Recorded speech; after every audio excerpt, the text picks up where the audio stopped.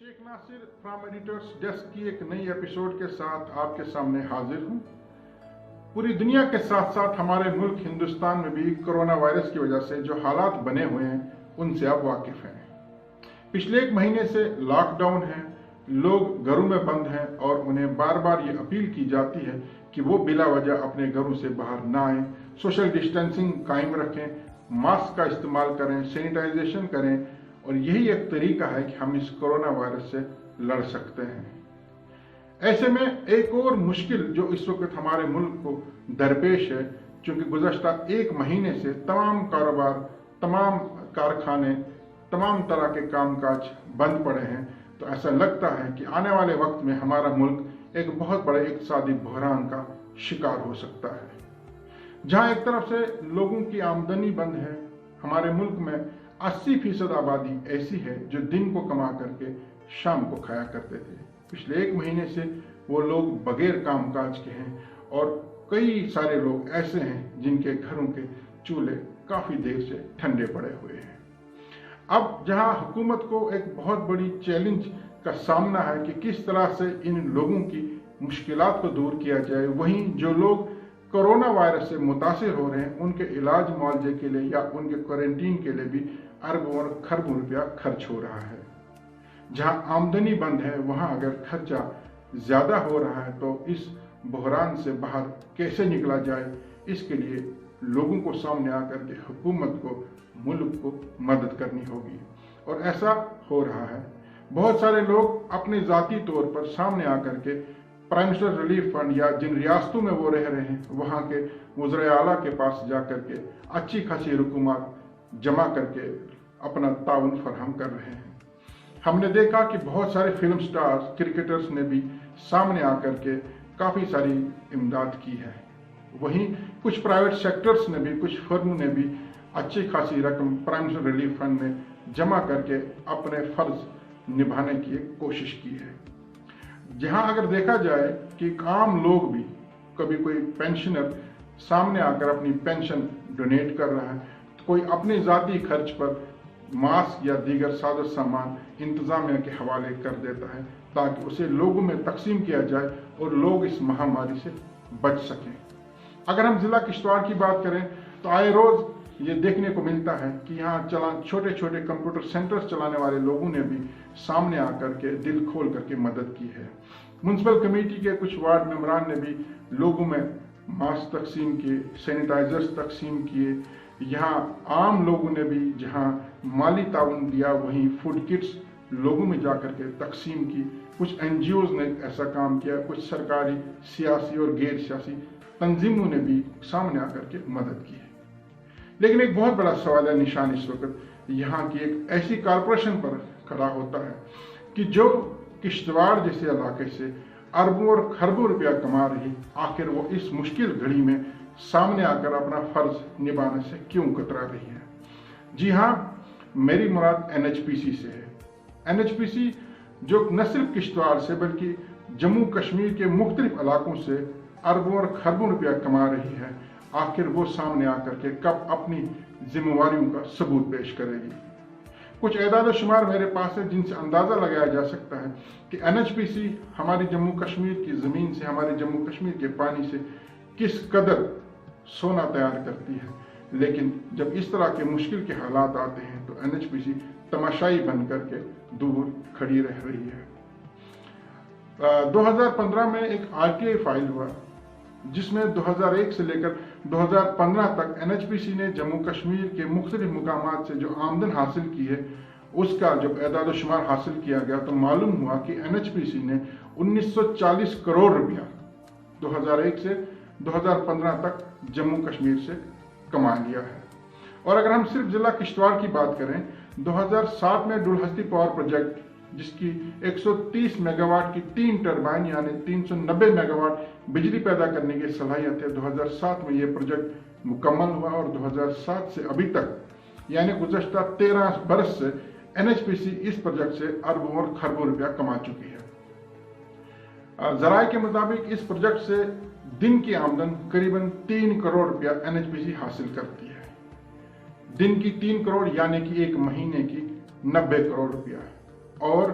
एक साल का 108 करोड़ रुपया, और गुज़श्ता 13 साल का अगर हिसाब लगाया जाए तो 1404 करोड़ रुपया, 1404 करोड़ रुपया एनएचपीसी ने सिर्फ और सिर्फ किश्तवाड़ से कमाया है। बदले में किश्तवाड़ को क्या मिला है? कुछ स्कूलों में CSR नाम पर, कुछ स्कूलों में डेस्क, किताबें, वर्दी, या फिर कुछ बेवाओं में सिलाई की मशीनें। और जब एनएचपीसी से सवाल किया जाता है तो उनके पास एक सीधा सीधा जवाब है कि जिस वक्त इस प्रोजेक्ट का MOU साइन हुआ था तो उन्हें सिर्फ CSR में यहाँ खर्चने के लिए कहा गया है। लेकिन अब सवाल यह पैदा होता है कि जब इस तरह की संकट की घड़ी है, जब इस तरह के हालात बने हुए हैं, तो क्या इस वक्त भी एनएचपीसी उसी MOU पर नजर रखे हुए हैं? क्या जो लोग इस वक्त मदद करने के लिए सामने आ रहे हैं, क्या उन्होंने कोई MOU साइन किया था कि अगर इस तरह की महामारी मुल्क में फैलेगी तो हम उस सूरत में इस कदर रकम जो है वो यहाँ दान करेंगे? अगर प्राइवेट सेक्टर्स की बात करें तो पता लगता है कि टाटा ने अभी तक 1500 करोड़ रुपया देने का ऐलान किया है, जबकि रिलायंस ने 5 करोड़ रुपया प्रधानमंत्री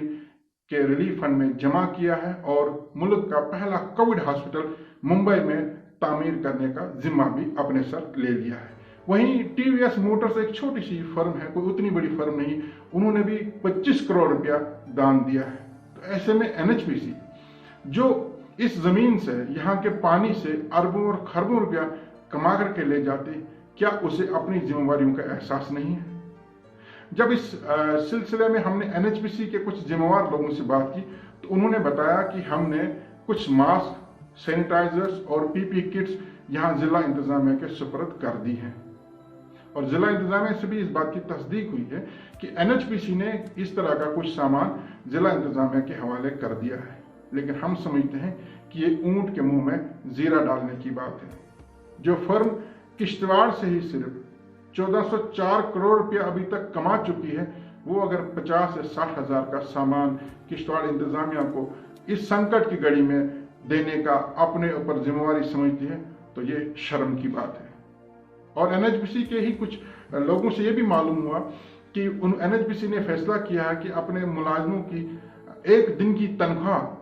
वो काट लेंगे जो उसे रिलीफ फंड में जमा कर देंगे।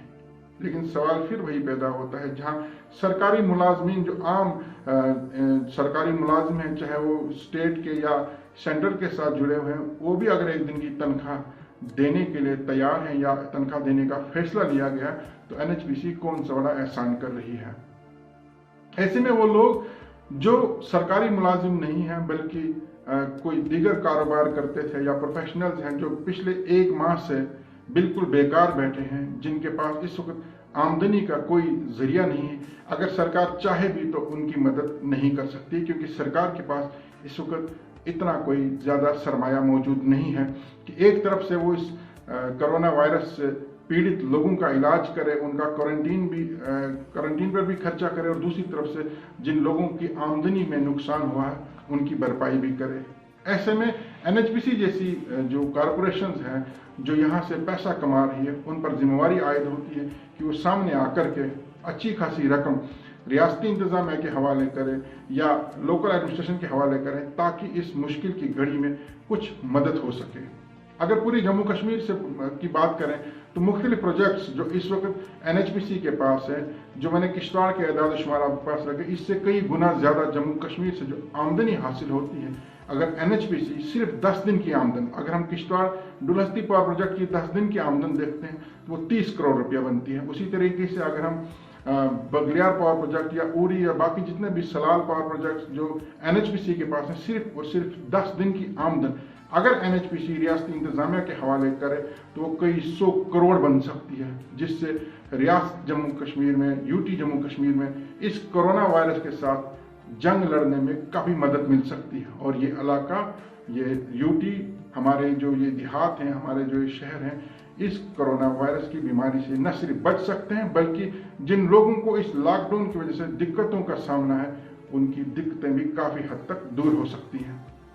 लेकिन सवाल ये पैदा होता है कि आखिर एनएचपीसी कब अपनी जिम्मेवारी समझेगी, या उसे इस गफलत शारी से उठाने के लिए लोगों को आकर के उन्हें झंझोड़ना होगा, उन्हें उठाना होगा और उनसे अपना हक लेना होगा। वक्त अभी दूर नहीं है। NHPC इंतजामिया को चाहिए कि वो जिम्मेवारी का सबूत दें और खुद सामने आकर के रियासती इंतजामिया या मुल्क की जो मरकज़ की सरकार है उनके पास एक अच्छी खासी रकम बतौर दान यहीं की आमदनी से जो यहाँ से वो हासिल करते हैं वो जमा कर दे, ताकि इस महामारी के संकट की घड़ी में किसी न किसी तरीके से इसके साथ लड़ने के लिए उनका भी कुछ ताउन हासिल हो। वरना वो दिन दूर नहीं जब यहाँ के लोग इस हालात ठीक बेहतर होते ही सड़कों पर आकर ये मांग करेंगे कि सारे पावर प्रोजेक्ट्स NHPC से वापस छीन लिए जाएं, यहाँ की लोकल इंतजामिया के हवाले किए जाएं, ताकि इसका यहाँ के लोगों को भी कुछ फ़ायदा हासिल हो सके। आज का एपिसोड देखने के लिए बहुत बहुत शुक्रिया।